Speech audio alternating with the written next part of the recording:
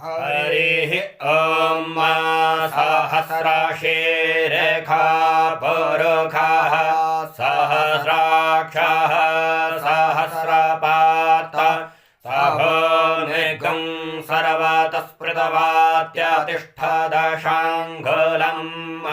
पुरुष एवेदगं सर्वं जडभूतं जच्च भाव्यम् उदामृततवस्येषानो जदन्येनातिरोहति एतावानस्य महिमातो ज्यायाश्च पुरुषः पादोऽस्य विश्वभूतानि त्रिपादस्यामृतं दिवि त्रिपादोर्ध्व उदयत्पुरुषः पादस्येह भवत्पुनः ततो विभवं विकरामत्साशनानशने अभि ततो विराडजायत विराजो अधिपुरुषः स जातो अत्यर्च्यत पश्चाद्भूमिमथ पुरः तस्माद्यज्ञात् सर्वभूताः सम्भृतं बृहदाज्यं पशुंस्ताश्चकरे वायव्यानारण्याग्राम्याश्च ये तस्माद्यज्ञात् सर्वभूता ऋचाः सामानि जग्निरे छन्दागंसि जग्निरे तस्माद्यजुस्तस्माद्दजायत तस्माद्दशवा अजायन्त ये केर्च भयादताः गावः जग्निरे तस्माज्जाता अजावयः तं जग्न्यं बर्हिः प्रोक्षन् पुरुषं जातमगरतः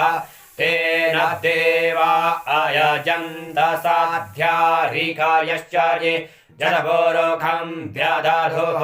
कदिधाभ्यकल्पयन् मुखं किमस्यासीत् किं बाहु किमोरोपाद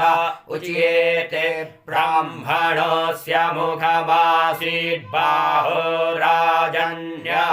कृतः ओरोतरस्य जडवैश्यः पदभ्यागं शूद्र अजायत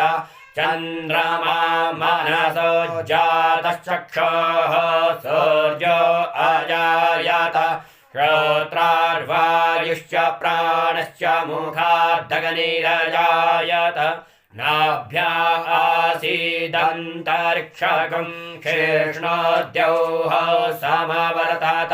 पदभ्यां भूमिर्दिशः श्रोत्रा तथा लोका अकल्पयन् जडपुरुषेण हविखाद्देवा जग्न्यमतन्वत